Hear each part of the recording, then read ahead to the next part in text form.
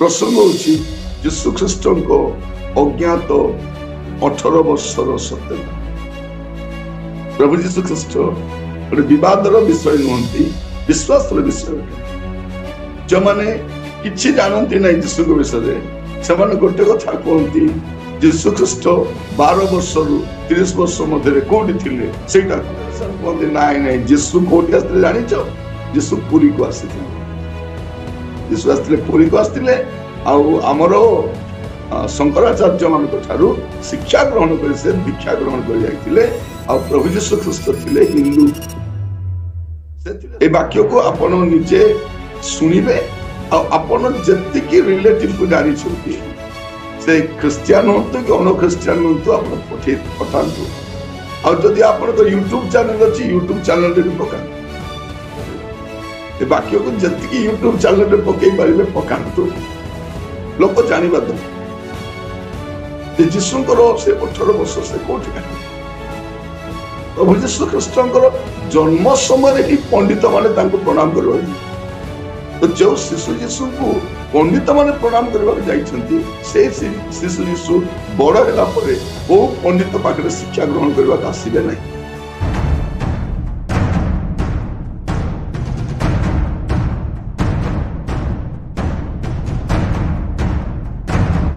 प्रभु महान नाम धन्यवाद हो सुंदर अवकाश देती सानिध्य मध्य आसवाई से प्रभु को से धन्यवाद दिए पुणी आपण मान समस्त को बाइबल ट्यूटोरियल रो आज अध्याय मु स्वागत जनाए। आज आम सत्य समाचार 26 अध्याय को आसीचु 26तम अध्याय को आम आसीचु आ सत्य समाचार बाइबल रो सत्यासत्य को जानिबा पाई आमान को सहाय्य करूची। मु प्रभु को धन्यवाद दी।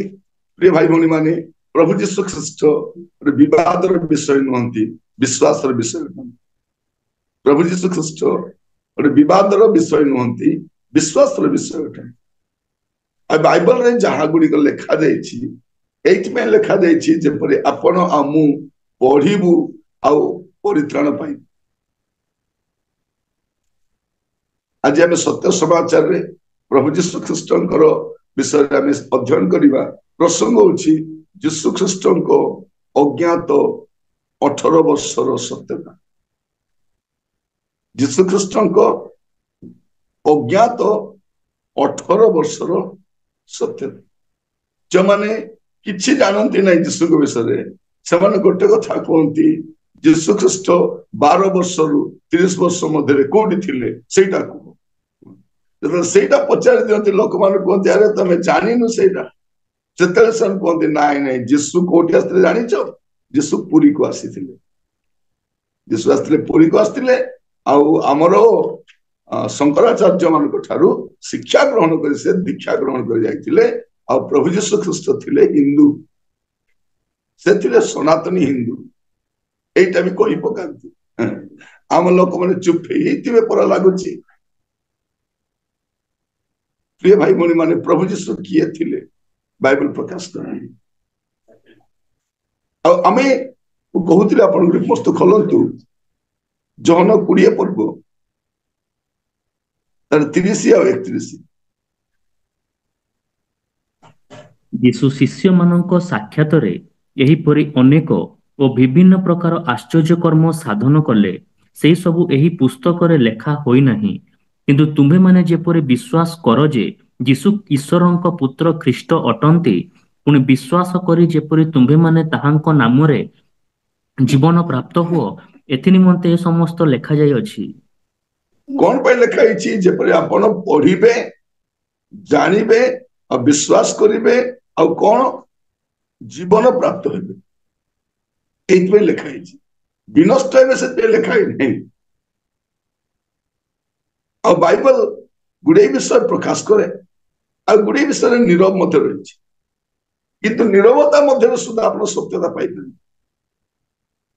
आज आम यीशु ख्रीष्टर अज्ञात 18 वर्षर सत्यता को आम अध्ययन करने और सेटा अध्ययन करू करू आम संपूर्ण भाव में यीशु ख्रीष्टर जगतर रोहणी काल 33 वर्षर समस्त विषय को आम ध्यान कर वाक्य को आपण निजे शुणिबे आपण जेतिकी रिलेटिव को जानी से ख्रिस्टियान हूँ कि अन ख्रिस्टियान हूँ आप पठातु आदि आप यूट्यूब चैनल अच्छी यूट्यूब चैनल भी पकातु ए वाक्य को जी यूट्यूब चैनल पकई पारे पकातु कारण मुझा को मोनेटाइजेशन करना आपन को ये कटब कि कटबनी आप आराम रे आपण चैनल पकई पारे लोक जानवा दरकार जीशुकर से 18 वर्ष से कौटी काटि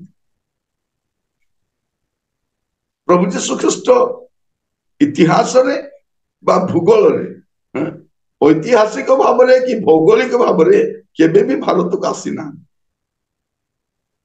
अब प्रभु जीशु ख्रीस्ट भारत को आसबार प्रश्न भी नथिला को पंडित पाखर शिक्षा ग्रहण करने आसबार आवश्यक नथिला कहीं प्रभु जीशु ख्रीस्ट जन्म समय ही पंडित माने तांको प्रणाम करवा जो जीशु को जो शिशु जीशु को पंडित माने पूर्व देश कहले भारत मध्य बुझाऊँ पूर्व देशर पंडित माने दल ही जे माने एस्ट्रोलॉजी विषय जानती से माने तारा को देखी समस्त विषय गणना कर जानती से माने प्रणाम करने को जाती तो जो शिशु जीशु को पंडित माने प्रणाम करने को जाइछंती से शिशु जीशु बड़ होला परे को पंडित पाखरे शिक्षा ग्रहण करने को आसीबे नहीं आ जीशु ख्रीस्ट कौन शिक्षा कौन भारतर पंडित बा दार्शनिक बा शंकराचार्य बा धर्मगुरु सहित मिसे नहीं आश्चर्य कर्म अनन्य थिला जीशुकर जन्म आश्चर्य थिला तांकर शिक्षा भी आश्चर्य थिला तांकर कार्य भी आश्चर्य थिला तांकर जीवन भी आश्चर्य थिला आ तांकर मृत्यु मध्य आश्चर्य आ मृत्यु पर से तृतीय दिवस पुनरुत्थित होती भारत कौन व्यक्ति एपरिक कौन देवदेवी बा कौन शंकराचार्य बा कौन धर्मगुरु मरिक उठी ना विद्या शिखे आज आपण को धर्मशास्त्र बाइबल रे जहाँ जहाँ लिखा जाइए जन्म रु स्वर्गारोहण पर्यंत प्रति विषय टिकिनिकी भाव में कहवाई चाहे आईटा प्रत्येक ख्रिस्टियान जानवा दरकार आ प्रत्येक जो जीशु को विश्वास करती ना से भी जानवा दरकार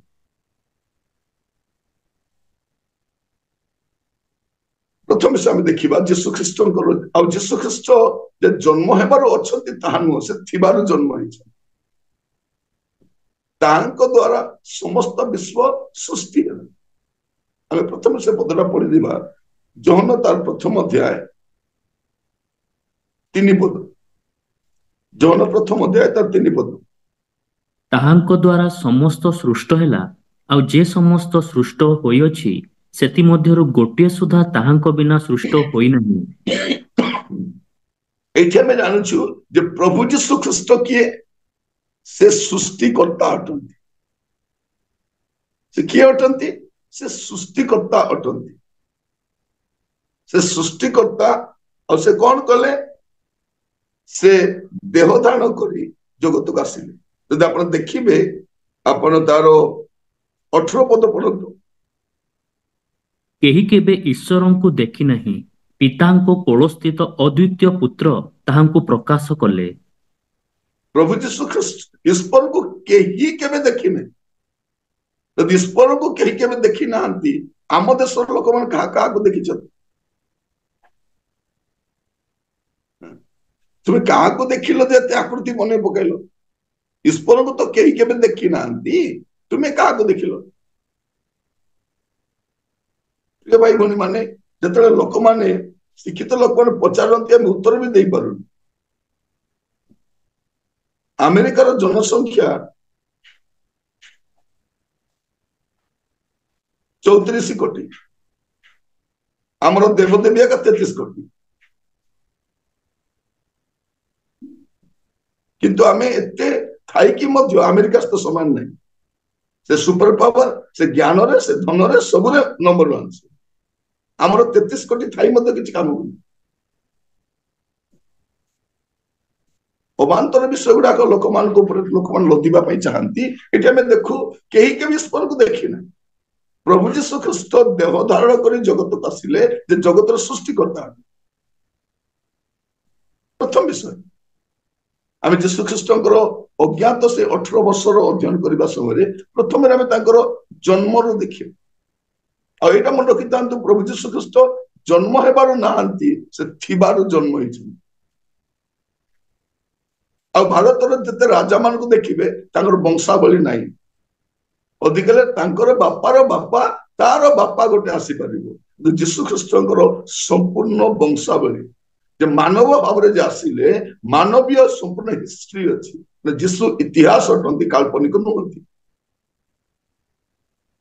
तो जीशुଙ୍କର जन्म रेकॉर्ड करा जायछि इट इज रेकॉर्डेड तांकर जन्म रेकॉर्ड करा जायछि आपण जदि देखिबे लुक तार 2 पर्व प्रथम 3 पद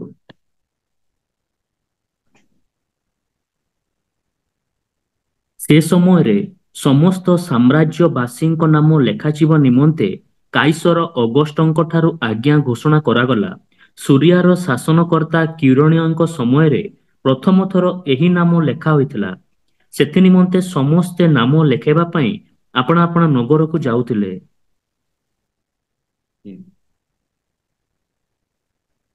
4 पद पुणी जोसेफ मध्य नाम लेखेबा निमंते मरियम को सहित गालिलीर नाजरित नगररू जिहुदा प्रदेशर बेथलेहेम नामक दाऊदଙ୍କ नगर को गले कारण से दाऊदଙ୍କ वंश और गोष्ठीर लोक थिले तापर 11 पद पढंतु कारण आज दाऊदଙ୍କ नगर रे तुम्भमानଙ୍କ निमंते त्राणकर्ता जन्मग्रहण करियछंती से ख्रीष्ट प्रभु प्रभु जीशु ख्रीष्टकर जन्म एठी रेकॉर्ड करूछंती लुक जड़े वैद्य थिले डॉक्टर थिले ता सहित इतिहास लिखिबा व्यक्ति भी थिले हिस्टोरियन थिले आ जीशु ख्रीष्टकर संपूर्ण इतिहास को से लिखुछन संपूर्ण जीवनी को लुक तांकर 2टी पुस्तक लिखुछन लुक 2टी पुस्तक लिखिछंती से जण अण जिहुदी थिले आज भाषा कहले अण क्रिश्चियन थिले जब प्रभु को जानिले से जीशु ख्रीष्टकर जन्म रु आरंभ करी जीशु ख्रीष्टकर स्वर्गारोहण आ द्वितीय आगमन सब विषय से लिखती कंप्लीट हिस्ट्री लिखती कंप्लीट जीवन लिखती तो ये आम देखु जहाँ पढ़िलु लुक 2 पर्व तर 1 पद 4 पद और 11 पद रे प्रभु जीशु ख्रीष्टकर जन्म रेकॉर्डेड होइछि से बेथलेहेम रे जन्म ग्रहण कले नाजरितर बेथलेहेम रे और एटा मते जन्म ग्रहण करिवे बोली कि मिखा तर 5 पर्व 2 पद रो आगरु लिखाइछि 550 वर्ष पूर्व और प्रभु जीशु ख्रीष्ट से जन्म ग्रहण कले एटा प्रथम विषय रेकॉर्ड करते तापरे 2 पर्व 21 पद लुक 2 पर्व 21 पद ताहांकु सुन्नत करिबा सकाशे अष्टम दिन उपस्थित हुअन्ते ताहांकर नाम जीशु दियागला एही नाम ताहांको गर्भस्थ हेबा पूर्वरु दूतंक द्वारा दिया जाइतिला प्रभु जीशु ख्रीष्ट ए स्थान रे अष्टम दिन रे सुन्नत होछन जिहुदी मानकर रीति अनुसार परंपरा अनुसार अष्टम दिन रे जीशुकर जन्म कथा लिखा जाउची आ अष्टम दिन रे से सुन्नत हेले आ तांको सेही दिन तांको नाम भी दिया जाउची नामकरण करा जाउची जीशु दिया जाउची आ जीशु एटा लोक माने देई नाहंती जीशु नामटा लोक माने देई नाहंती यदि अन्य राजा मानकर नाम अन्य माने देइछंती अन्य मानकर नाम अन्य माने देइछंती जीशुकर नाम लोक माने देई नाहंती जीशुकर जन्म पूर्व ए नामटा प्रदान करा जायछि जोटा हमें माथ्यू तार 1 पर्व 21 पद रे पढु माथ्यू 1 पर्व 21 पद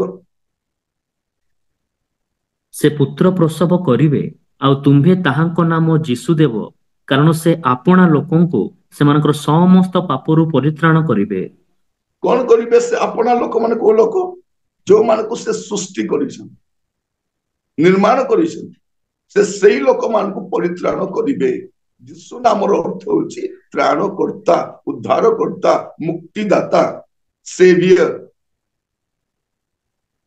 जब आम जीशु नामटा नौचु आम जानिबा दरकार ए नाम ही त्राणकर्ता नाम आ अन्य नाम रे परित्राण नाही अन्य नाम रे मुक्ति नाही एटा शास्त्र लेखा आमर इच्छा रे आमे ତାକୁ ପୂଜା କରିପାରୁ, ପ୍ରାର୍ଥନା କରିପାରୁ, ଗ୍ରହଣ କରିପାରୁ, ଗର୍ବ କରିପାରୁ, କିନ୍ତୁ ପରିତ୍ରାଣ କେବଳ ଯୀଶୁଙ୍କ ନାମରେ ଅଛି, ଦ୍ୱିତୀୟ ନାମରେ ନାହିଁ। ଏଇଟା ଆମେ ଯଦି ଦେଖିବା ପ୍ରେରିତ 4 ପର୍ବ 12 ପଦ ଲେଖା ଅଛି। ପଢିବେ ଟିକେ ପ୍ରେରିତ 4 ପର୍ବ 12 ପଦ। ତାହାଙ୍କ ଛଡା ଆଉ କାହାଠାରେ ପରିତ୍ରାଣ ନାହିଁ, କାରଣ ଯାହା ଦ୍ୱାରା ଆମ୍ଭମାନଙ୍କୁ ପରିତ୍ରାଣ ପାଇବାକୁ ହେବ, ଆକାଶ ତଳେ ମନୁଷ୍ୟମାନଙ୍କ ମଧ୍ୟରେ ଆଉ କୌଣସି ନାମ ଦିଆଯାଇ ନାହିଁ। ଲେଖାଯାଉଛି ଆଉ କୌଣସି ନାମ ଦିଆଯାଇନାହିଁ, ଶାସ୍ତ୍ର ଲେଖାଯାଇଛି। ଯେମିତି ଯୀଶୁ ସମସ୍ତଙ୍କ ପାଇଁ, ବାଇବଲ ମଧ୍ୟ ସମସ୍ତଙ୍କ ପାଇଁ। ବାଇବଲ କେବଳ ଖ୍ରୀଷ୍ଟିଆନ ମାନଙ୍କ ଧର୍ମ ଗ୍ରନ୍ଥ ନୁହେଁ, ବାଇବଲ ସମସ୍ତଙ୍କ ପାଇଁ। ଜଣେ ମଣିଷ ଭାବରେ ସେ ନିଶ୍ଚିତ ଭାବରେ ସେ ଯୀଶୁକୁ ଗ୍ରହଣ କରନ୍ତୁ ବା ନ କରନ୍ତୁ, ବାଇବଲ ପଢିବା ଦରକାର, ଯେବେ ସେ ସତ୍ୟତାକୁ ଜାଣିପାରିବେ। ବିନା ବାଇବଲରେ ଈଶ୍ୱରକୁ ଜାଣି ହବନି। ଈଶ୍ୱର କିଏ ବିନା ବାଇବଲରେ କୌଣସି ମନୁଷ୍ୟ ଜାଣିପାରିବନି। ବାଇବଲ ହିଁ ସମ୍ପୂର୍ଣ୍ଣ ଈଶ୍ୱରକୁ ପ୍ରକାଶ କରେ। ବାଇବଲ ହଉଛି ମାନବ ସମାଜର ସମ୍ପୂର୍ଣ୍ଣ ଇତିହାସ। ମାନେ ମନୁଷ୍ୟ ସୃଷ୍ଟି ହେଲା, ପୃଥିବୀ କେମିତି ସୃଷ୍ଟି ହେଲା, ପୃଥିବୀ କେମିତି ବିନଷ୍ଟ ହବ, ତାପରେ କଣ ହବ, ମୃତ୍ୟୁ ପରେ କଣ ହବ, ସବୁ ବିଷୟ।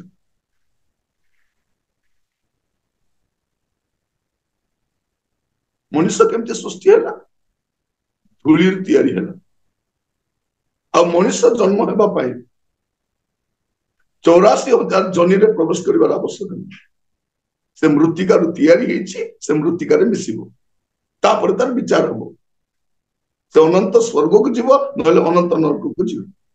ଏଠି ଆମେ ଦେଖୁ ଯୀଶୁ ଖ୍ରୀଷ୍ଟ ଅଷ୍ଟମ ଦିନରେ ସୁନ୍ନତ ହେଲେ, ଏଇଟା ମଧ୍ୟ ରେକର୍ଡେଡ।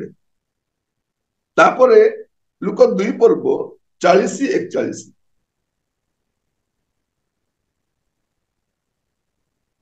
ଆଉ ଶିଶୁ ବୃଦ୍ଧି ପାଇବାକୁ ଲାଗିଲେ ଓ ଜ୍ଞାନରେ ପୂର୍ଣ୍ଣ ହେଉ ହେଉ ଶକ୍ତିମାନ ହେଲେ, ପୁଣି ଈଶ୍ୱରଙ୍କ ଅନୁଗ୍ରହ ତାହାଙ୍କ ଉପରେ ଥିଲା। ତାହାଙ୍କ ପିତାମାତା ପ୍ରତିବର୍ଷ ନିସ୍ତାର ପର୍ବ ସମୟରେ ଜେରୁସାଲେମକୁ ଯାଉଥିଲେ। ଏଠି 12 ବର୍ଷ କଥା ଲେଖା ହେଇଛି। କଣ ଲେଖା ଅଛି?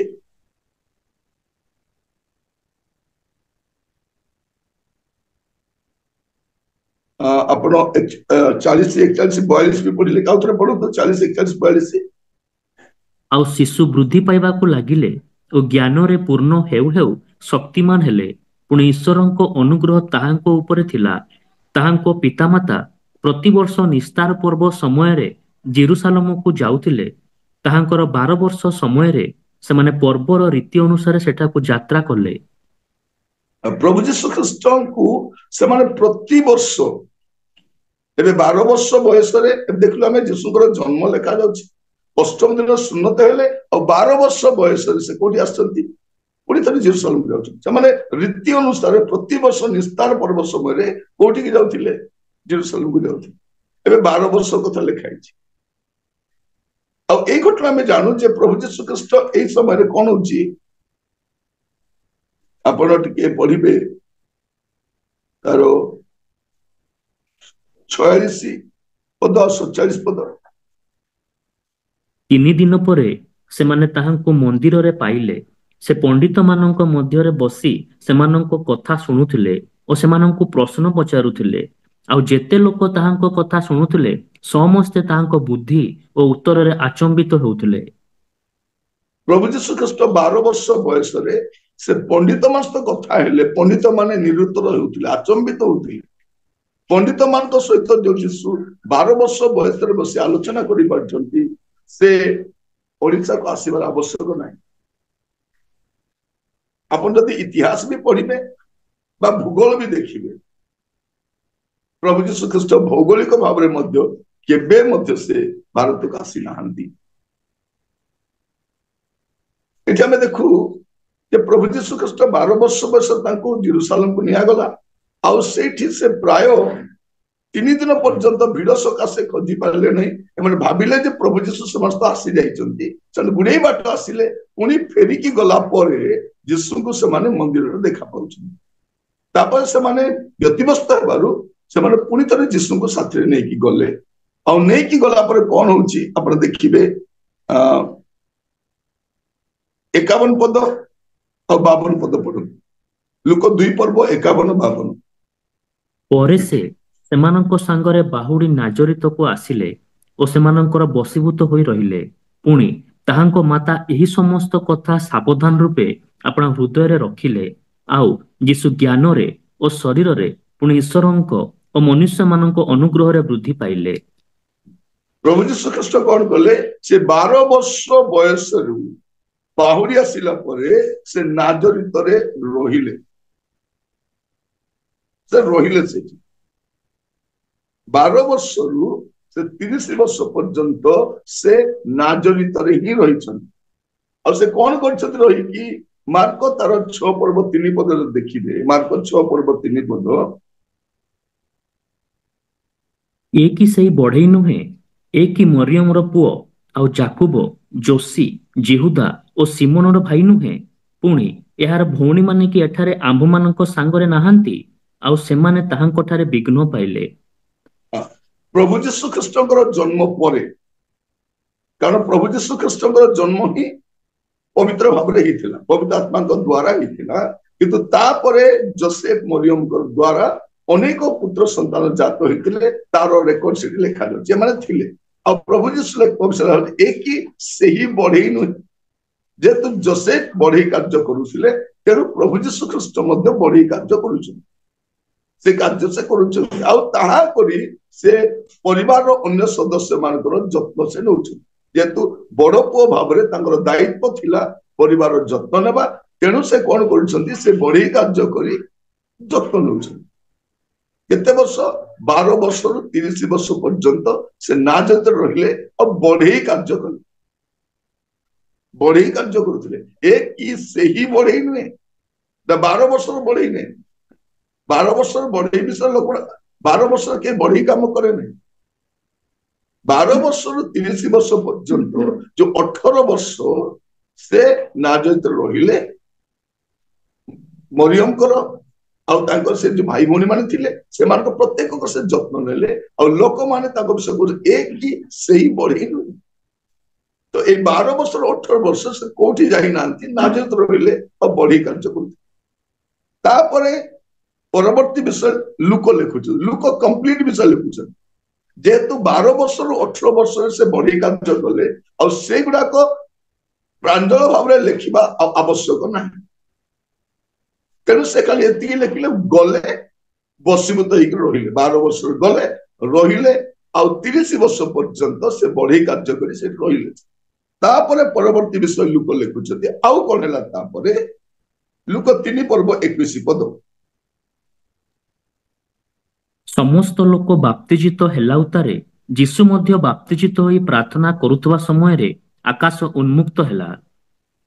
ଏଇଠି ଆମେ ଦେଖୁଛୁ ଯେ ପ୍ରଭୁ ଯୀଶୁ ଖ୍ରୀଷ୍ଟ ଏବେ ବାପ୍ତିଜିତ ହେବା ପାଇଁ ଆସୁଛନ୍ତି। କେତେ ବର୍ଷ ବୟସରେ? ତାଙ୍କର 30 ବର୍ଷ ବୟସରେ ସେ ବାପ୍ତିଜିତ ହେବା ପାଇଁ ସେ ଏବେ ଆସୁଛନ୍ତି। ତାଙ୍କର ବାପ୍ତିସ୍ମ ବି ରେକର୍ଡେଡ ହେଇଛି।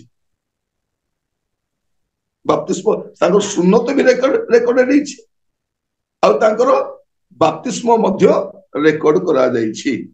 ତାପରେ ଆପଣ ଦେଖିବେ 3 ପର୍ବ 23 ପଦ। ଯୀଶୁ କାର୍ଯ୍ୟ ଆରମ୍ଭ କରିବା ସମୟରେ ତାହାଙ୍କୁ ପ୍ରାୟ 30 ବର୍ଷ ବୟସ ହୋଇଥିଲା। ଲୋକଙ୍କ ଧାରଣା ଅନୁସାରେ ସେ ଯୋସେଫଙ୍କ ପୁତ୍ର, ଯୋସେଫ ଏଲିଙ୍କ ପୁତ୍ର। ଏଠି ଆମେ ଦେଖୁଛୁ କଣ? ପ୍ରଭୁ ଯୀଶୁ ଖ୍ରୀଷ୍ଟ 30 ବର୍ଷ ବୟସରେ କଣ କଲେ? ସେବା କାର୍ଯ୍ୟ ଆରମ୍ଭ କଲେ। ଯୀଶୁଙ୍କର ଜନ୍ମ ରେକର୍ଡ କରାଯାଇଛି। ତାଙ୍କର ଅଷ୍ଟମ ଦିନ ସୁନ୍ନତ ବି ଲେଖାଯାଇଛି। 12 ବର୍ଷ ବୟସର କଥା ଲେଖାଯାଇଛି। 12 ବର୍ଷରୁ 30 ବର୍ଷ ନାଜରିତରେ ବଢ଼େଇ ଭାବରେ ରହିଲେ। ଲୋକମାନେ ଜାଣିଲେ, ଏ କି ସେଇ ବଢ଼େଇ ନୁହେଁ?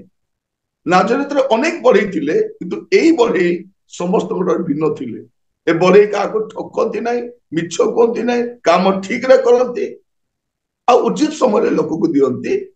ଆଉ ସେଇଥିପାଇଁ ସେ ନାଜରିତରେ ସମସ୍ତେ ତାଙ୍କୁ ଜାଣିଥିଲେ, ଏଇଟା ସେହି ବଢ଼େଇ। ସେଇ ବଢ଼େଇ, ସେ କୋଉଠି ଯାଇନାହାନ୍ତି, ବଢ଼େଇ ଭାବରେ ରହିଲେ। ତାପରେ 30 ବର୍ଷ ବୟସରେ ସେ କଣ କରିଛନ୍ତି? ତା ପୂର୍ବରୁ ସେ ବାପ୍ତିସ୍ମ ହେଲେ, ଆଉ 30 ବର୍ଷ ବୟସରେ ସେବା କାର୍ଯ୍ୟ ଆରମ୍ଭ କଲେ। ତାପରେ 4 ପର୍ବ 1 ପଦ। ଯୀଶୁ ପବିତ୍ର ଆତ୍ମାରେ ପୂର୍ଣ୍ଣ ହୋଇ ଜର୍ଦ୍ଦନରୁ ବାହୁଡ଼ିଲେ ଏବଂ 40 ଦିନ ପର୍ଯ୍ୟନ୍ତ ଆତ୍ମାଙ୍କ ଦ୍ୱାରା ପ୍ରାନ୍ତରରେ ଚାଳିତ ହୋଇ ଶୟତାନ କର୍ତ୍ତୃକ ପରୀକ୍ଷିତ ହେଉଥିଲେ। ତ ଏବେ 40 ଦିନର ପ୍ରଭୁ ଯୀଶୁ ଖ୍ରୀଷ୍ଟଙ୍କର ଉପବାସ ମଧ୍ୟ ସେ ରେକର୍ଡ କରୁଛନ୍ତି। ପ୍ରଭୁ ଯୀଶୁ ଖ୍ରୀଷ୍ଟ ମଣିଷ ଭାବରେ ଯୋଉ ଜଗତରେ ଆସି ରହିଲେ ତାର ସବୁ କଥା ପ୍ରାଞ୍ଜଳ ଭାବରେ ଲୋକ ଲିପିବଦ୍ଧ କରୁଛନ୍ତି। ମୁଁ ପୁଣି କହି ରଖେ, ଏଇଟା ଆପଣଙ୍କର ଖ୍ରୀଷ୍ଟିଆନ ବନ୍ଧୁ ମାନଙ୍କୁ ଅଣଖ୍ରୀଷ୍ଟିଆନ ବନ୍ଧୁ ମାନଙ୍କୁ ବି ଦିଅନ୍ତୁ, ସେମାନେ ଯୀଶୁଙ୍କ ବିଷୟରେ ଜାଣନ୍ତୁ। ଆଉ ପୁଣି କହିବା ପାଇଁ ଚାହେଁ, ଯଦି ଆପଣ ମାନଙ୍କ ୟୁଟ୍ୟୁବ ଚ୍ୟାନେଲ ଅଛି ପକାନ୍ତୁ, ଏଇଟା ସମସ୍ତେ ଯେପରି ଜାଣିବେ। ଏଇଟା ମନିଟାଇଜେସନ କରିନାହିଁ, ପୁଣି କହିବା ପାଇଁ ଚାହେଁ ଏଇ ଚ୍ୟାନେଲଟାକୁ ଯେକୌଣସି ଲୋକ ମଧ୍ୟ ଏଇଟାକୁ ନିଜର ଚ୍ୟାନେଲରେ ପକାଇ ପାରିବେ, ସେୟାର କରିପାରିବେ। ଏଇଟା ଆପଣଙ୍କ ଉପରେ ନିର୍ଭର କରୁଛି। ଆମେ ଜାଣିବା ଦରକାର, ଆମେ ବି ଜାଣିବା ଦରକାର, ସେମାନେ ବି ଜାଣିବା ଦରକାର। ଯୀଶୁ କାହାଣୀ ନୁହନ୍ତି, ଯୀଶୁ କଳ୍ପିତ କାହାଣୀ ନୁହନ୍ତି, ଯୀଶୁ ପୌରାଣିକ ବି ନୁହନ୍ତି, ଯୀଶୁ ଐତିହାସିକ ଅଟନ୍ତି, କମ୍ପ୍ଲିଟଲି ଟ୍ରୁଥ। ଆଉ ସମସ୍ତ ବିଷୟ ଆମେ ଜାଣିବା ଦରକାର। ଯୀଶୁଙ୍କର ଜଗତର ରହଣୀ କାଳ ବିଷୟରେ ଆମେ ତାହା ଜାଣିବା ଦରକାର। ଯୀଶୁ କିଏ ଜାଣିବା ସମସ୍ତଙ୍କର ଅଧିକାର ରହିଛି। ଆଉ ଏଇଠି ଆମେ ଦେଖୁ ଯୀଶୁ 30 ବର୍ଷ ବୟସରେ କାର୍ଯ୍ୟ ଆରମ୍ଭ କଲେ। ତାପରେ କାର୍ଯ୍ୟ ଆରମ୍ଭ କରିବା ପୂର୍ବରୁ 40 ଦିନ ଉପବାସ କଲେ। ତ ଆମେ ଦେଖୁଥିଲୁ ଯେ ପ୍ରତି ନିସ୍ତାର ପର୍ବରେ ଯୋସେଫ ଆଉ ମରିୟମ ଯୀଶୁଙ୍କୁ ନିସ୍ତାର ପର୍ବ ପାଇଁ ନେଇକି ଯାଉଥିଲେ। ଯେହେତୁ ସେ ଛୋଟ ଥିଲେ 12 ବର୍ଷ ପର୍ଯ୍ୟନ୍ତ ନେଇଗଲେ। ଆଉ 12 ବର୍ଷରୁ 18 ବର୍ଷ ପର୍ଯ୍ୟନ୍ତ ଯୀଶୁ ନିଜେ ଯାଇଥିଲେ। ତାପରେ ବଳକା 3ଟି 30 ବର୍ଷ ହେଇଛି ଏବେ, ଆଉ ବଳକା 3ଟି ନିସ୍ତାର ପର୍ବ ଆମେ ଯୋହନ ପୁସ୍ତକରେ ଦେଖିପାରିବା। ଆଉ 3 ବର୍ଷର କଥା ଆପଣ ଦେଖିବେ, ଯୋହନ ତାର 2 ପର୍ବ 13 ପଦ, ଯୋହନ 2 ପର୍ବ 13 ପଦ। ସେତେବେଳେ ଜିହୁଦୀ ମାନଙ୍କର ନିସ୍ତାର ପର୍ବ ସନ୍ନିକଟ ହୋଇଥିଲା, ଆଉ ଯୀଶୁ ଜେରୁସାଲେମକୁ ଗଲେ। ଏଇଟା ପ୍ରଭୁ ଯୀଶୁ ଖ୍ରୀଷ୍ଟଙ୍କ ସେବା କାର୍ଯ୍ୟ ଆରମ୍ଭର ପ୍ରଥମ ନିସ୍ତାର ପର୍ବ। ପ୍ରଥମ ନିସ୍ତାର ପର୍ବ। ପ୍ରଭୁ ଯୀଶୁ ଖ୍ରୀଷ୍ଟ ମଶାଙ୍କର ବ୍ୟବସ୍ଥାକୁ ସଫଳ କରିବାକୁ ଆସିଥିବାରୁ ସେ ନିସ୍ତାର ପର୍ବ ପାଳନ କରିବା ପାଇଁ ସେ ଜେରୁସାଲେମକୁ ଯାଉଛନ୍ତି। ଏ ପ୍ରଥମଟା ଯୋଉଟା ଆମର ଲେଖୁଛୁ ତାଙ୍କର ପରବର୍ତ୍ତୀ ବୟସ 31 ବର୍ଷ ବୟସର କଥା। ସେ ନିସ୍ତାର ପର୍ବ ପାଳନ କରିବା ପାଇଁ ଜେରୁସାଲେମକୁ ଯାଉଛନ୍ତି। ପ୍ରଥମଟା ଲେଖା ଅଛି 31 ବର୍ଷ। ତାପରେ ଯୋହନ 6 ପର୍ବ ତାର 4 ପଦ। ସେତେବେଳେ ଜିହୁଦୀ ମାନଙ୍କ ନିସ୍ତାର ପର୍ବ ନିକଟବର୍ତ୍ତୀ ଥିଲା। ଏଇଟା ହଉଛି ଦ୍ୱିତୀୟ ନିସ୍ତାର ପର୍ବ, ମାନେ ଯୀଶୁ ଖ୍ରୀଷ୍ଟଙ୍କର 32 ବର୍ଷ। ଯୀଶୁ ଖ୍ରୀଷ୍ଟଙ୍କର 32 ବର୍ଷ। ମୁଁ ଆପଣଙ୍କୁ ତାଙ୍କର ଜନ୍ମରୁ ଏବେ 32 ବର୍ଷ ଜାଣିଛି। ଆଉ ୟା ମଧ୍ୟରେ ତାଙ୍କର ଅଜ୍ଞାତ 18 ବର୍ଷ କଥା ବି କହିଲି, ଯାହା ସେ ନାଜରିତରେ ବଢେଇ ଭାବରେ କାର୍ଯ୍ୟ କଲେ। ଏଇଟା ଆମେ ଦେଖୁଛୁ ତାଙ୍କର 32 ବର୍ଷ କଥା। ତାପରେ ଯୋହନ 11 ପର୍ବ 55 ପଦ। ଜିହୁଦୀ ମାନଙ୍କର ନିସ୍ତାର ପର୍ବ ସନ୍ନିକଟ ଥିଲା, ପୁଣି ପଲ୍ଲୀଗ୍ରାମ ଗୁଡ଼ିକରୁ ଅନେକେ ଆପଣା ଆପଣାକୁ ସୂଚୀ କରିବା ନିମନ୍ତେ ନିସ୍ତାର ପର୍ବ ପୂର୍ବେ ଜେରୁସାଲେମକୁ ଯାତ୍ରା କଲେ। 12 ପର୍ବ 1 ପଦ। ଇତିମଧ୍ୟରେ ଯୀଶୁ ନିସ୍ତାର ପର୍ବର 6 ଦିନ ପୂର୍ବରୁ ବେଥନିଆକୁ ଆସିଲେ। ଯେଉଁ ଲାଜାରଙ୍କୁ ସେ ମୃତମାନଙ୍କ ମଧ୍ୟରୁ ଉଠାଇଥିଲେ, ସେ ସେହି ସ୍ଥାନରେ ଥିଲେ। 13 ପର୍ବ 1 ପଦ। ନିସ୍ତାର ପର୍ବ ହେବା ପୂର୍ବରୁ ଯୀଶୁ ଏହି ଜଗତରୁ ପିତାଙ୍କ ନିକଟକୁ ଆପଣର ପ୍ରୟାଣ କରିବାର ସମୟ ଉପସ୍ଥିତ ଜାଣି ଜଗତରେ ଥିବା ନିଜର ଯେଉଁ ଲୋକମାନଙ୍କୁ ସେ ପ୍ରେମ କରି ଆସୁଥିଲେ ସେମାନଙ୍କ ପ୍ରତି ଚୂଡ଼ାନ୍ତ ପ୍ରେମ ପ୍ରକାଶ କଲେ। ପ୍ରଭୁ ଯୀଶୁ ଖ୍ରୀଷ୍ଟ ଜଗତରୁ ପ୍ରୟାଣ କରିବା ପୂର୍ବରୁ, ଜଗତରୁ ସେବା କାର୍ଯ୍ୟ ସମାପ୍ତ କରି ଯିବା ପୂର୍ବରୁ ଏଇଟା ତାଙ୍କର ଶେଷ ନିସ୍ତାର ପର୍ବ ଥିଲା। ୟାର ପରବର୍ତ୍ତୀ ଦିନ ପ୍ରଭୁ ଯୀଶୁ ଖ୍ରୀଷ୍ଟ କୃଷ୍ଣାର୍ପିତ ହେଇଥିଲେ। ଏଇଟା ହଉଛି ତାଙ୍କର ଜୀବନ 33ତମ ନିସ୍ତାର ପର୍ବ। ତ ଆମେ ଲୁକ ଆଉ ଯୋହନ ପୁସ୍ତକରେ ପ୍ରଭୁ ଯୀଶୁ ଖ୍ରୀଷ୍ଟଙ୍କର 33 ବର୍ଷର ସମ୍ପୂର୍ଣ୍ଣ ଜଗତର ରହଣୀ କାଳର ଇତିହାସ ଆମେ ଦେଖିବା। ତ ଇତିମଧ୍ୟରେ ପ୍ରଭୁ କେତେବେଳେ ଆସିଲେ ଭାରତକୁ, କାହାଠୁ ଶିଖିବାକୁ ଗଲେ? को पंडित शिखा गले जीशुकर शिक्षा क्या शिक्षा सहित मिशुची जीशुकर जीवन क्या मिशुची जीशु जो अलौकिक आश्चर्य कर्म करिसंती को शंकराचार्य बा को धर्मगुरु ठार शिक्षा ग्रहण करिसंती मृत मान को कौ शंकराचार्य जीवन देते किए पानी उपरे चली किए 5 मास को 5,000 अधिक लोग खाइबा देते किए झड़ को शांत करते किए पवन को चुप कर किए 4 दिन मढ़ा को जीवन देते किए मरिकी उठी किए मृत्यु को जय कर स्वर्गारोहण करते कहाटर शिखिबे से प्रिय भाई भौणी माने प्रभु जीशु ख्रीष्ट को कहा शिक्षा ग्रहण कर आवश्यक ना से निजे ईश्वर थे ईश्वर को मनुष्य पाखे शिखार आवश्यक नहीं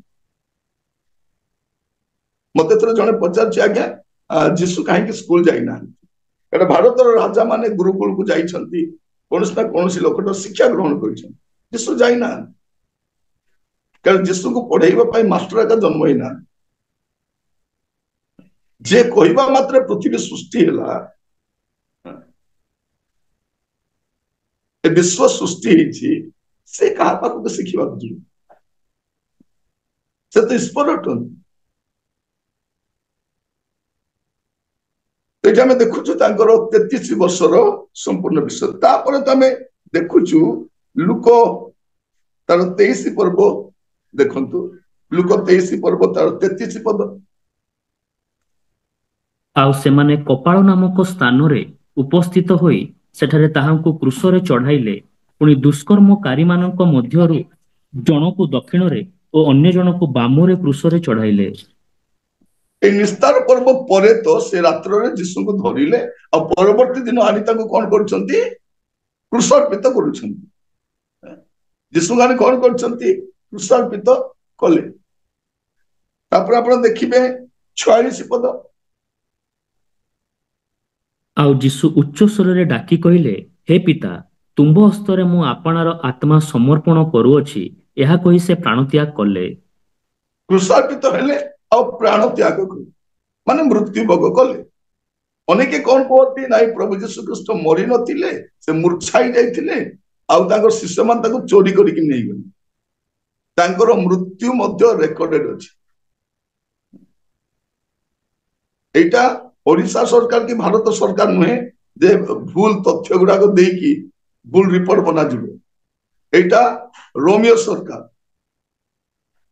तांकर समस्त विषय एते कठोर नीति नियम मध्य हुए तार कोनोसी डॉक्यूमेंट रॉन्ग नुहे कोनोसी डॉक्यूमेंट रॉन्ग नुहे तो जीशु ख्रीष्ट क्रूसार्पित हेले और से मृत्यु भोग कले तापर 24 पर्व तार 6 पद पढुन लुक 24 तार 6 से एठारे नाहांती मात्र उठी अछंती मनुष्य पुत्रंकु जे अवश्य पापी मानक हस्तरे समर्पित होई क्रूसरे हत हेबाकू और तृतीय दिवस रे पुनरुत्थान करिबाकू हेबो एही जो वाक्य से गालिल रे थिबा समय रे तुममानकू कहिथिले ताहा स्मरण कर से एठारे नाहांती से उठी अछन माने तृतीय दिवस रे से मरि के उठी छन लोक सब कथा लेखुछंती ताकर जन्म विषय लेखुछंती ताकर शिक्षा भी लेखुछंती ताकर आश्चर्य कर्म लेखुछंती जीशुकर दुख भोग ताकर क्रूसार्पित हेबा तांकर समाधिस्थ हेबा आ से समाधि उठिबा सेटा भी से लेखुछ केवल सेतिकी लेखु नांती आपण 24 पर्व तार 51 पद देखु पुणी सेमानंकु आशीर्वाद करू करू से सेमानंकु ठारू अंतर होई स्वर्ग को नीत हेले 40 दिन पर्यंत अनेकों से दर्शन देले आ दर्शन देला परे से स्वर्ग को नीत हेले प्रभु जीशु ख्रीष्ट तांकर जगत रे रोहणी काल मध्य केबे आसी नांती मा मृत्यु को जय कर उठिला परे मध्य पुनर्जीवित होला परे मध्य भारत को आसी ना भारत को की आसीतिले जीशुकर शिष्य थोमा आसीतिले केबे आसीतिले एडी 52 रे से भारत को आसीतिले माने आज को 1972 वर्ष पूर्व रे जीशुकर शिष्य थोमा से भारत को आसी प्रचार करथिले मंडली स्थापन करथिले से समय क्रिश्चियन माने आरंभ हेले जीशु को विश्वास करबा लोक इंग्रज माने जीशुक विषय प्रचार करने आसी नथिले। इंग्रज माने व्यवसाय करने आसथिले। ईस्ट इंडिया कंपनी व्यवसाय करने आसथिला। इंग्रज माने शासन करने आसथिले। से माने प्रचार करने आसी नथिले। यदि आप इतिहास पढ़े जापर से सबର से प्रचार कार्य को बंद भी करुले कहीं यदि एमाने प्रचार करेंगे आमर व्यवसाय बाधा पाइबे। तेणु इंग्रज माने साहाय्य करना बर सेवा कार्य को बंद करने चेष्टा कर। तेणु इंग्रज माने जीशुकर विषय भारत को किसी नहीं प्रचार करने आसी न। तो प्रभु जीशु ख्रीष्टर एटार में देखुचु से स्वर्ग को नीत है एटा लिखिला परे जते लुक तांगर द्वितीय पत्र लिखुछंती प्रेरित पुस्तक लिखिया समय प्रेरित तार 1 पर्व 11 पर्व। पुणी सेमाने कहिले हे गालिलियो लोके काहीकि तुम्हे माने आकाश आड़को चाहि ठिया होयछ एही जेउ जीशु तुम्ह मानक निकटरू स्वर्गरे गृहीत हेले ताहांकु तुम्हे माने जेउ प्रकारे स्वर्गकु जिबार देखिलो से सही प्रकारे आगमन करिवे। एबे से कौन कहउछंती जीशु स्वर्ग को गले आउ एबे से स्वर्ग रो से प्रकार आगमन करिवे। लुक एटा भी लिखुछंती खाली जन्म कथा लिखु नांती। लुक जीशुकर जन्म विषय लिखुछंती जीशुकर सुन्नत विषय 8 दिन लिखुछंती 12 वर्ष कथा लिखुछंती और 12 वर्ष रु 30 वर्ष पर्यंत से नाजरीत रे बढ़ई कार्य कले सेटा भी लिखा जाउछ। ता सते 30 वर्ष हेबा परे से बाप्तिस्ट हेले और सेवा कार्य आरंभ कले।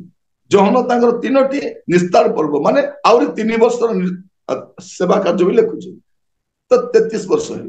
तापरे जीशु कोन होचंती शत्रु हस्त धरा पड़िला परे आमानकर जगतर लोक मानकर परित्राण निमंते आपनार प्राण से क्रूस रे बलि करूछ। से क्रूस रे क्रूसार्पित हेले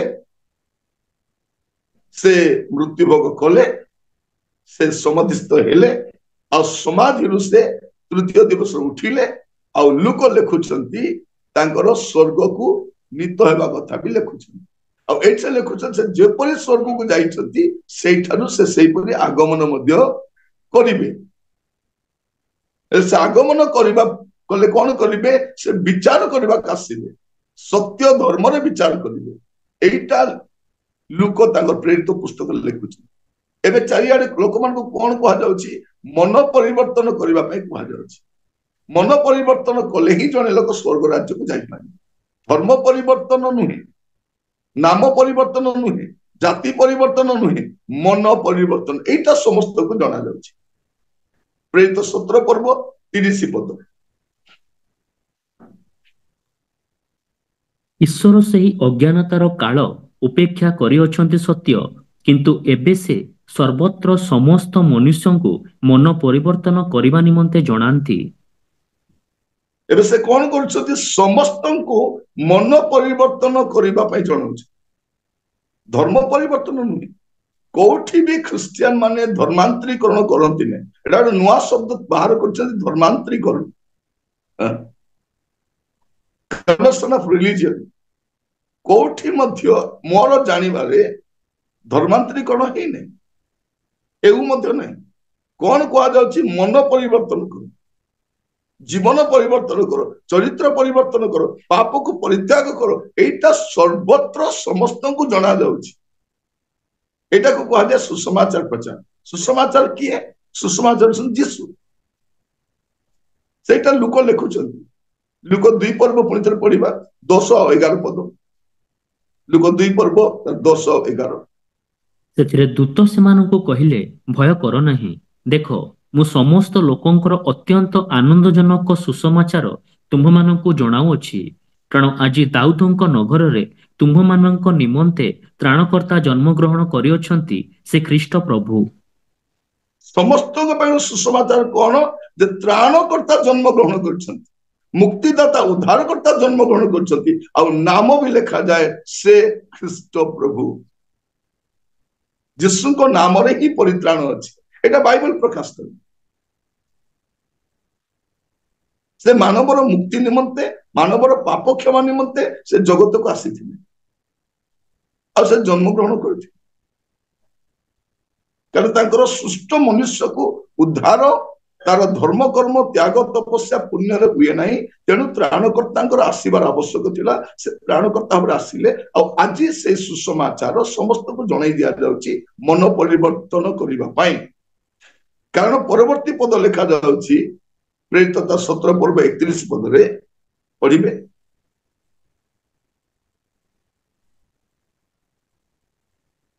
ପ୍ରେରିତ 17:31। କାରଣ ଯେଉଁଦିନ ସେ ଆପଣା ନିରୂପିତ ବ୍ୟକ୍ତିଙ୍କ ଦ୍ୱାରା ଧାର୍ମିକତାରେ ଜଗତର ବିଚାର କରିବେ, ଏହିପରି ଗୋଟିଏ ଦିନ ସ୍ଥିର କରିଅଛନ୍ତି, ଆଉ ତାହାଙ୍କୁ ମୃତମାନଙ୍କ ମଧ୍ୟରୁ ଉତ୍ଥାପନ କରି ଏ ବିଷୟରେ ସମସ୍ତଙ୍କ ନିକଟରେ ପ୍ରମାଣ ଦେଇଅଛନ୍ତି। କଣ କରିବେ? ଯେ ପ୍ରଭୁ ଯୀଶୁ ଖ୍ରୀଷ୍ଟ ମୃତ୍ୟୁକୁ ଯେ ଜୟ କରି ଉଠିଛନ୍ତି, ସେ ଜଗତର ବିଚାର କରିବେ ଧାର୍ମିକତାରେ। ଗୋଟେ ଦିନ ଧାର୍ଯ୍ୟ କରାଯାଇଛି। ପ୍ରଭୁ ଯୀଶୁ ଖ୍ରୀଷ୍ଟ କିଏ? ପ୍ରଭୁ ଯୀଶୁ ଖ୍ରୀଷ୍ଟ ହଉଛନ୍ତି ଜଗତର ସୃଷ୍ଟିକର୍ତ୍ତା। ଆଉ ପ୍ରଭୁ ଯୀଶୁ ଖ୍ରୀଷ୍ଟ ହଉଛନ୍ତି ମାନବ ଜାତିର ମୁକ୍ତିଦାତା। ଆଉ ପ୍ରଭୁ ଯୀଶୁ ହଉଛନ୍ତି ଜଗତର ବିଚାରକର୍ତ୍ତା। ଆଉ ସେ ସମସ୍ତଙ୍କର ତ୍ରାଣକର୍ତ୍ତା ଅଟନ୍ତି। ପ୍ରଭୁ ଯୀଶୁ ଖ୍ରୀଷ୍ଟ କେବଳ ଖ୍ରୀଷ୍ଟିଆନ ମାନଙ୍କର ନୁହନ୍ତି, ସମୁଦାୟ ମାନବ ଜାତିର ତ୍ରାଣକର୍ତ୍ତା ଅଟନ୍ତି। ଆଉ ଯୀଶୁଙ୍କୁ ଗ୍ରହଣ କରିବା ଦ୍ୱାରା କାହାର ଧର୍ମ କି ଜାତି କି ଭାଷା କିଛି ପରିବର୍ତ୍ତନ ହୁଏ ନାହିଁ। ପରିବର୍ତ୍ତନ ହୁଏ କଣ? ତାର ମନ ପରିବର୍ତ୍ତନ ହୁଏ। ତେଣୁ ଯୀଶୁଙ୍କୁ ଗ୍ରହଣ କରିବା ଦ୍ୱାରା ଜଣେ ଲୋକର ଧର୍ମ ଚାଲି ଯାଉନାହିଁ, ତାର ଜୀବନ ବଦଳି ଯାଉଛି, ତାର ଚରିତ୍ର, ତାର ସ୍ୱଭାବ ବଦଳି ଯାଉଛି। ତେଣୁ ଯୀଶୁଙ୍କୁ ଗ୍ରହଣ କରିବାର କୌଣସି ଅସୁବିଧା ନାହିଁ। କେହି ବି ଗ୍ରହଣ କରିପାରିବେ। ପରିତ୍ରାଣ କେବଳ ଯୀଶୁଙ୍କ ଠାରେ ହିଁ ମିଳେ। ଆଉ ପ୍ରଭୁ ଯୀଶୁ ଖ୍ରୀଷ୍ଟ ସମସ୍ତଙ୍କ ତ୍ରାଣକର୍ତ୍ତା ଅଟନ୍ତି। ଦୁଇଟା ପଦ ଆମେ ପଢିବା। ତିତସ ତାର 2 ପର୍ବ 11 ପଦ।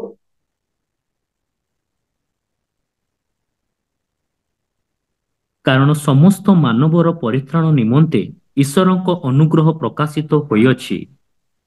ସମସ୍ତ ମାନବର ପରିତ୍ରାଣ, କେବଳ ଖ୍ରୀଷ୍ଟିଆନ ମାନଙ୍କର, ଜିହୁଦୀ ମାନଙ୍କର ନୁହେଁ।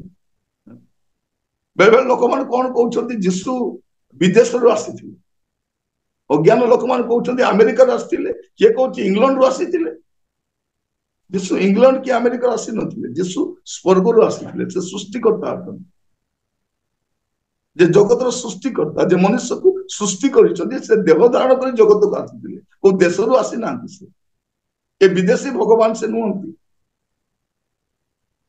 ଏବେ ସମସ୍ତଙ୍କୁ, ସମସ୍ତ ମାନବର ପରିତ୍ରାଣ ପାଇଁ ଈଶ୍ୱରଙ୍କ ଅନୁଗ୍ରହ ପ୍ରକାଶ କରିଛି। ପ୍ରଥମ ଜହନ 2 ପର୍ବ 2 ପଦ।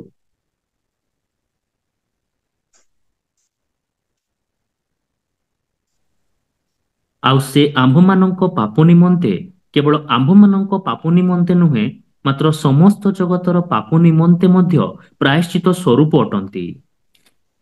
ସେ କଣ ଅଟନ୍ତି? ସମସ୍ତ ମାନବ ଜାତିର ପରିତ୍ରାଣ ନିମନ୍ତେ ପ୍ରାୟଶ୍ଚିତ ସ୍ୱରୂପ ଅଟନ୍ତି, କେବଳ ଆମ ପାଇଁ ନୁହଁ। କଣ ଲେଖାଯାଉଛି? ଆଉ ସେ ଆମ୍ଭମାନଙ୍କ ପାପ ନିମନ୍ତେ, କେବଳ ଆମ୍ଭମାନଙ୍କ ପାପ ନିମନ୍ତେ ନୁହେଁ, ମାତ୍ର ସମସ୍ତ ଜଗତର ପାପ ନିମନ୍ତେ ମଧ୍ୟ ପ୍ରାୟଶ୍ଚିତ। ସମସ୍ତ ଜଗତର ପାପର ପ୍ରାୟଶ୍ଚିତ ଯୀଶୁ ଅଟେ।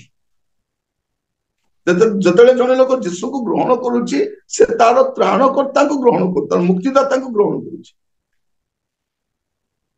ପ୍ରିୟ ଭାଇ ଭଉଣୀ ମାନେ, ମୁଁ ଆପଣ ମାନଙ୍କୁ କହି ରଖେ ଯେ କୌଣସି ଧର୍ମ ଆପଣଙ୍କୁ ପରିତ୍ରାଣ ଦେଇପାରିବନି, କୌଣସି ଧର୍ମ କର୍ମ ଆପଣଙ୍କୁ ପରିତ୍ରାଣ ଦେଇପାରିବନି। ମୁକ୍ତି କେବଳ କେବଳ ଯୀଶୁ ଦେଇପାରିବେ, ଆଉ ଅନ୍ୟ କେହି ଦେଇପାରିବେନି। ଏଇଟା ଶାସ୍ତ୍ର କହୁଛି। ଆଉ ମୁଁ ଯାହା କହୁଛି ଆପଣ ମାନେ ମଧ୍ୟ ଦେଖିପାରୁଛନ୍ତି। ଆପଣଙ୍କ ବାଇବଲରେ ସେୟା ଲେଖା ହେଇଛି, ମୋ ବାଇବଲରେ ଯାହା ଲେଖା ହେଇଛି। ତେଣୁ ମୁଁ ପଢିବା ପାଇଁ କହୁଛି। ଯଦି ଜଣେ ଲୋକ ଅଧିକ ଯୀଶୁଙ୍କ ବିଷୟରେ ଜାଣିବା ପାଇଁ ଚାହେଁ, ସେ ନିହାତି ବାଇବଲ ପଢିବା। ବାଇବଲ ନ ପଢି ଯୀଶୁକୁ ଜାଣି ହବନି। ଆଜିକାଲି ଆମେ ଦେଖୁଛୁ ଗୁଡେ ବାବା ମାନେ ଯୀଶୁଙ୍କ ବିଷୟରେ କହୁଛନ୍ତି, ନେତା ମାନେ ଯୀଶୁଙ୍କ ବିଷୟରେ କହୁଛନ୍ତି, ଫିଲ୍ମ ଷ୍ଟାର ମାନେ ଯୀଶୁଙ୍କ ବିଷୟରେ କହୁଛନ୍ତି, ଯେଉଁମାନେ ସତ୍ୟତା ଜାଣନ୍ତି ନାହିଁ। ଏଠି ଆମେ ଦେଖୁ କଣ? ମନେ ରଖିଥାନ୍ତୁ, କୌଣସି ଧର୍ମ ଆପଣଙ୍କୁ ସ୍ୱର୍ଗକୁ ନେଇପାରିବ ନାହିଁ। ଏପରିକି ଖ୍ରୀଷ୍ଟିଆନ ଧର୍ମ ମଧ୍ୟ ଆପଣଙ୍କୁ ମୁକ୍ତି ବା ଉଦ୍ଧାର ବା ସ୍ୱର୍ଗକୁ ନେଇପାରିବ ନାହିଁ। मुक्ति दे पारे जीशु, स्वर्ग को नहीं पारे जीशु, परित्राण दे पारे जीशु। आ स्वर्ग रे आपण कोनोसी धर्म लोक को देखिबे, कोनोसी धर्म लोक जे माने जीशु ख्रीष्टन को द्वारा परित्राण प्राप्त होइछंती, मुक्ति लाभ करछंती, से मान को ही आपण देखिबे। जा में देखुछु प्रकाशित वाक्य 7 पर्व तर 9 और 10 पद, प्रकाशित वाक्य 7 पर्व तर 9 और 10। ଏହା ପରେ ମୁଁ ଦୃଷ୍ଟିପାତ କଲି, ଆଉ ଦେଖ ସର୍ବ ଜାତୀୟ, ସର୍ବ ଗୋଷ୍ଠୀୟ, ସର୍ବ ବଂଶୀୟ ଓ ସର୍ବ ଭାଷାବାଦୀ ଅଗଣ୍ୟ ଏକ ମହାଜନତା ଶୁକ୍ଳ ବସ୍ତ୍ର ପରିହିତ ହୋଇ ଓ ଖଜୁରୀ ବାଉଙ୍ଗା ହସ୍ତରେ ଧରି ସିଂହାସନ ଓ ମେଷ ଶାବକଙ୍କ ସମ୍ମୁଖରେ ଦଣ୍ଡାୟମାନ ହୋଇଅଛନ୍ତି। ସେମାନେ ଉଚ୍ଚ ସ୍ୱରରେ କହୁଅଛନ୍ତି, ପରିତ୍ରାଣ ସିଂହାସନ ପ୍ରବିଷ୍ଟ ଆମ୍ଭମାନଙ୍କ ଈଶ୍ୱରଙ୍କର ଓ ମେଷ ଶାବକଙ୍କର କାର୍ଯ୍ୟ। এটা আমি দেখুଛୁ এরপরে মু দৃষ্টিপাত কলে দেখো সর্ব জাতীয় লেখাইছি, সর্ব গোষ্ঠীয় এটা বি লেখাইছি, সর্ব বংশীয় লেখাইছি, সর্ব ভাষাবাদী লেখাইছি, এটি সর্ব ধর্মীয় লেখাইনি। লোক মানে কোন করছেন, নাই নাই সবু ধর্ম লোক স্বর্গକୁ ଯିବେ, সেই ধর্মরে বি ଯିବେ, সেই ধর্মরে ଯିବେ, সেইটি বি ভাল কাম করিবা লোক অছন্তি, ভদ্রলোক অছন্তি, সরল লোক অছন্তি, সেমানে ଯିବେ। মানে আমার ভদ্রতা, সরলতা, নম্রতা স্বর্গକୁ নেব না, এটা ভাল বিষয়। ধর্ম কর্ম স্বর্গକୁ নেব না। যীশু খ্রিস্টଙ୍କ রক্তরে পাপ ক্ষমা পাইবা দরকার, তেবে সে স্বর্গକୁ ଯାଇପାରିବ, କୌଣସି ଧର୍ମ ନେଇ ପାରିବନି। ତେଣୁ ଲେଖା ଯାଉଛି ସର୍ବ ଜାତୀୟ, ସର୍ବ ଗୋଷ୍ଠୀୟ, ସର୍ବ ବଂଶୀୟ, ସର୍ବ ଭାଷାବାଦୀ, ସର୍ବ ଧର୍ମୀୟ ଲେଖା ହେଇନି। ସବୁ ଧର୍ମର ଲୋକ ଯିବେନି, ଖ୍ରୀଷ୍ଟିଆନ ଧର୍ମର ଲୋକ ବି ସ୍ୱର୍ଗକୁ ଯିବେନି। ଯେଉଁମାନେ ଯୀଶୁ ଖ୍ରୀଷ୍ଟଙ୍କୁ ତ୍ରାଣକର୍ତ୍ତା ଭାବରେ ଗ୍ରହଣ କରିଛନ୍ତି, ଉଦ୍ଧାର ପ୍ରାପ୍ତ ହୋଇଛନ୍ତି, ଯୀଶୁ ଖ୍ରୀଷ୍ଟଙ୍କ ରକ୍ତରେ ତାଙ୍କ ପାପ ପରିଷ୍କୃତ ହେଇଛି, ସେମାନେ ହିଁ ଯାଇପାରିବେ। ଏହା ମୁଁ ଶାସ୍ତ୍ରରୁ କହିଲି, ମୁଁ ଆପଣଙ୍କୁ ଇଆଡୁ ସିଆଡୁ କିଛି କହିବି ନାହିଁ, ଏଠି ରାଗିବାର ବିଷୟ ବି କିଛି ନାହିଁ। ଯଦି ଆପଣ ମାନେ ଅଧିକ ଯୀଶୁଙ୍କ ବିଷୟ ଜାଣିବା ପାଇଁ ଚାହାନ୍ତି, ଆପଣ ୟୁଟ୍ୟୁବରେ ଯାଆନ୍ତୁ, ଆପଣଙ୍କର ସେ କମେଣ୍ଟ ବକ୍ସରେ ଲେଖନ୍ତୁ, ମୁଁ ଯୀଶୁଙ୍କ ବିଷୟରେ ଏଇଟା ଜାଣିବା ପାଇଁ ଚାହୁଁଛି। ଗାଳି ଦିଅନ୍ତୁ ନାହିଁ, ଗାଳି ଦେଲେ କିଛି ଲାଭ ନାହିଁ। ଗାଳି ଦେଇ କାହାର ମଙ୍ଗଳ ହେବନି। ଯଦି ଯୀଶୁଙ୍କ ବିଷୟରେ ଜାଣିବା ପାଇଁ ଚାହୁଁଛନ୍ତି, ଲେଖନ୍ତୁ, ମୁଁ ଯୀଶୁଙ୍କ ବିଷୟରେ ଏଇଟା ଜାଣିବା ପାଇଁ ଚାହୁଁଛି, ଯୀଶୁଙ୍କ ବିଷୟରେ ସେଇଟା ଜାଣିବା ପାଇଁ ଚାହୁଁଛି। ଆପଣ ଲେଖିପାରନ୍ତି, ଆମେ ଆପଣଙ୍କୁ ନିଶ୍ଚିତ ଭାବରେ ଉତ୍ତର ଦେବୁ, ନିଶ୍ଚିତ ଭାବରେ ଆପଣଙ୍କୁ ଉତ୍ତର ଦେବୁ। ଯାହା ଲେଖା ହେଇଛି ତାହା ନିଶ୍ଚିତ ଭାବରେ ଜଣାଇବୁ, ଯାହା ଲେଖା ହେଇନି ଲେଖା ହେଇନି। ଯେ କହୁଛନ୍ତି ଅଜ୍ଞାତ 18 ବର୍ଷ କୋଉଠି କାଟିଲେ, ଆଜି ଆମେ ଶିକ୍ଷାରେ ଦେଖିଲୁ 18 ବର୍ଷ କୋଉଠି କାଟିଲେ। 18 ବର୍ଷ କଥା ମୁଁ କହି ନାହିଁ, ଯୀଶୁ ଖ୍ରୀଷ୍ଟଙ୍କର ଜଗତର ରହଣୀ କାଳର 33 ବର୍ଷର ସମସ୍ତ ବିବରଣ ମୁଁ ଆପଣଙ୍କୁ ଶୁଣାଉଛି। ତେଣୁ ପ୍ରଭୁ ଯୀଶୁ ଖ୍ରୀଷ୍ଟ ଯୁକ୍ତିତର୍କର ବିଷୟ ନୁହନ୍ତି, ବିଶ୍ୱାସର ବିଷୟ ଅଟେ। ଯେ କେହି ବିଶ୍ୱାସ କରିବ ସେ ବିନଷ୍ଟ ନ ହୋଇ ପରିତ୍ରାଣ ପ୍ରାପ୍ତ ହେବ। ପ୍ରଭୁ ଆପଣମାନଙ୍କୁ ଆଶୀର୍ବାଦ କରନ୍ତୁ।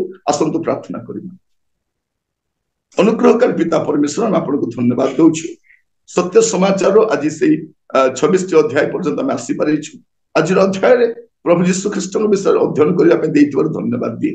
ପ୍ରଭୁ ଏଇ ସମ୍ବାଦ ଯେପରି ଆମର ଖ୍ରୀଷ୍ଟିଆନ, ଅଣଖ୍ରୀଷ୍ଟିଆନ ଯେଉଁମାନେ ମଧ୍ୟ ଶୁଣିବେ ପ୍ରଭୁ, ସେମାନଙ୍କ ପରିତ୍ରାଣ ନିମନ୍ତେ ଏହା ଏକ ସତ୍ୟ ସମ୍ବାଦ ହଉ ପ୍ରଭୁ।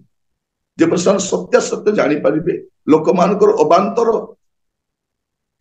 ଯୁକ୍ତିତର୍କ, ଅବାନ୍ତର କଥାର ଶିକାର ନ ହେବେ, ଏଥିପାଇଁ ଦୟାକରି ସାହାଯ୍ୟ କର ପ୍ରଭୁ। ବାଇବଲରେ ଯାହା ଲିଖିତ ହୋଇଅଛି ଆମର ପରିତ୍ରାଣ ନିମନ୍ତେ ଅନନ୍ତ ଜୀବନ ଯେପରି ପାଇପାରିବେ, ପ୍ରତ୍ୟେକଙ୍କୁ ସାହାଯ୍ୟ କର ପ୍ରଭୁ। ଆଗାମୀ ଅଧ୍ୟାୟରେ ମଧ୍ୟ ଆମମାନଙ୍କୁ ଅନୁଗ୍ରହ କର। ପ୍ରତ୍ୟେକଙ୍କୁ ଆପଣ ହସ୍ତ ରଖିଲି, ଦୟାକର ପ୍ରଭୁ। ଜଗତର ରହଣୀ କାଳ ମଧ୍ୟରେ ଯେପରି ଆମ ଜୀବନକୁ ସଜାଡ଼ି ପାରିବୁ ଆଉ ଅନନ୍ତ କାଳ ପାଇଁ ପ୍ରସ୍ତୁତ ହେଇପାରିବୁ, ଆମମାନଙ୍କୁ ଅନୁଗ୍ରହ। ମନୁଷ୍ୟ ଥରେ ଜନ୍ମ ହୁଏ, ଥରେ ମୃତ୍ୟୁ ଭୋଗ କରେ, ତାପରେ ତାର ବିଚାର ହୁଏ। ତାର ଅନନ୍ତ କାଳ ସ୍ୱର୍ଗରେ ନଚେତ ନର୍କରେ କାଟିବାକୁ ପଡିବ, ଏହା ବୁଝିବା ପାଇଁ ସାହାଯ୍ୟ କର, ଦୟା କର। ପ୍ରାର୍ଥନା ଶୁଣିଥିବାରୁ ଧନ୍ୟବାଦ। ଯୀଶୁଙ୍କ ଅତି ପ୍ରିୟ